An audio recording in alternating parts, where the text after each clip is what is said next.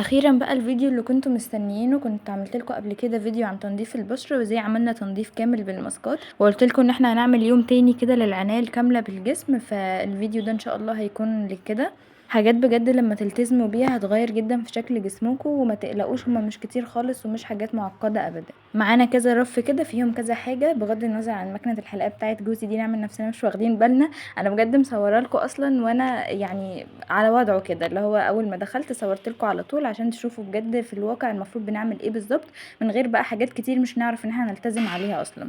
تمام. اول حاجه عايزه اقولها لكم وهي ان احنا بنبتدي كده بسم الله الرحمن الرحيم بالشاور جل. يعني الحمام اللي هناخده هو ده اللي هيفرق في شكل الجسم مبدئيا. فاي نوع شاور بقى انتوا بتحبوه تستخدموه، مش لازم نوع معين خالص، الفكره واحده. وعايزه اقول لكم ان شاور فريده ده بجد من احسن الانواع اللي استخدمتها، ريحته حلوه وبيدي نعومه. لو انتوا عايزين تستخدموا نوع معين يكون مثلا من الصيدليه او طبي تمام، بس انا بقول لكم ان الشاور جل بجد مش بيفرق، كله بيدي نفس النتيجه. بنستخدم شاور جل ونستخدم معاه ليفه كويسه. مش كل مره بنستخدم الليفه، لو احنا هناخد الشاور ده كل يوم بنستخدمها من مرتين مثلا في الاسبوع، مش اكتر من كده. لما خلاص هنحط الشاور جل على جسمنا ونشطفه، هنبتدي بقى ان احنا نحط الشامبو. لما بتحطي الشامبو على شعرك بنحطه على الفروه بس، وبنغسله كويس قوي. اي نوع شامبو انتوا بتستخدموه بترتاحوا له، مش شرط نوع مخصص خالص، انا بسهل عليكم الدنيا مش بقول لكم انواع مخصصه. وكمان بعد ما هنشطفه بقى هنحط البلسم على باقي الشعر. البلسم ما بنحطوش على الفروه عكس الشامبو. انا هنا كنت بستخدم اللي عندي دلوقتي البلسم بتاع دوف، بجد حلوة قوي، وبتاع الو ايفا يا جماعة خطير بجد. انا تقريبا خلصته يعني في مدة بجد قليلة قوي من كتر ما انا بحطه. شطفنا بقى البلسم خلاص، هنحط الحمام الكريم.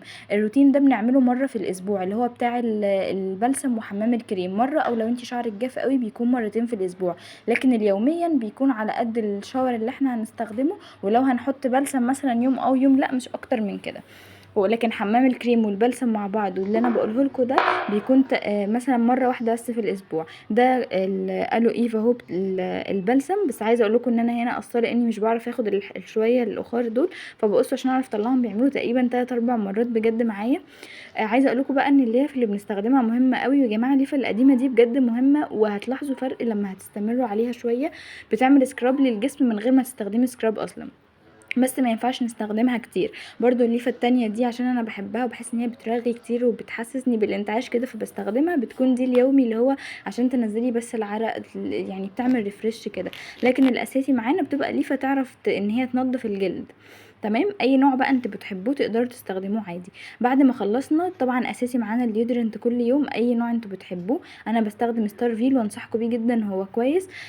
بس هو مش يعني لو انت يومك طويل وهتخرجي كتير وكده هو مش بيقعد اليوم كله، يعني مثلا 6 7 ساعات، مش زي ما هو مكتوب عليه ان هو 24 ساعة. بس بصراحة كويس وريحته كويسة، وبرده اللون ده الريحة بتاعته كويسة قوي. في بقى خلطة بنعملها للترطيب بعد كده، احنا المفروض بنرطب جسمنا. انا عايزة اقول لكم ده مش كريم جلايسوليد اصلا، دي كانت تركيبة انا عاملاها جواه، هعملها معاكم ان شاء الله في فيديو تاني. انا بجد انتوا هتلاقوها خلصانة من كتر ما انا بستخدمها ومن كتر ما هي بتدي ترطيب للجسم خطير. بنحط بنسينول على كرباميد، الكريمات دي، وبنحط كمان معاها اكريتين لو انتوا عندكم جلد وزه، بيشيل جلد الوزه وبيعالج جدا الجلد ده. وبيعمل زي تقشير سطحي كده للجلد، فبتحس ان خلايا الجلد دايما متجدده. وعشان نحبس الترطيب ده بنستخدم عليه نوع زيت، فزيت جونسون انا بستخدمه. بس انا عرفت مؤخرا ان هو مقاطع فغالبا هغيره، فممكن ناخد بقى اي نوع زيت تاني. في زيوت طبيه هبقى اقولها لكم ان شاء الله. بس حتى لو احنا مش هنستخدم زيت، التركيبه اللي انا بقول لكم عليها دي تقيله وبجد بترطب قوي. الترطيب كمان مهم كل يوم. في اللحظه دي بقى اي مشكله عندنا بنعالجها، يعني لو احنا عندنا اماكن غامقه بنستخدم تفتيح كريم فاليو، ده حلو للتفتيح. اللوشن برضو اللي هو الليكويد ده للجسم تفتيح حلو قوي. لازم يكون في كريمات مهمه عندنا اساسيه زي الاكريتين مثلا، الحبوب اللي بتطلع فجاه بتكون عايزه تنشف، دي نحطه عليها بالليل نص ساعه مثلا ونغسله. او لو انتوا واخدين عليه بتحطوه عادي طول الليل. انا حتى من كتر ما انا اخده عليه وجايباه نص في المية بحطه على مكان الحبايه بس، بيديني نتائج حلوه قوي. كريمات الترطيب برضو هتلاقوا فيه كريمات تانية ترطيب زي لينكس وفوت سمارت ده للرجل. بعد ما بنرطب الجسم كله بنرطب برضو اماكن تانية زي الايد، زي الرجل نفسها. الحاجات دي كلها بتبقى مهمه قوي وبتفرق معاكم.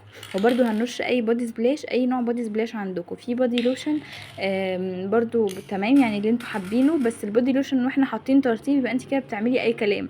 اليوم اللي انت ما تحطيش فيه ترطيب ممكن تحطي بودي لوشن تمام، لكن كده كده طالما مرطبه كويس نحط بودي سبلاش يكون ريحته كويسه وحلو.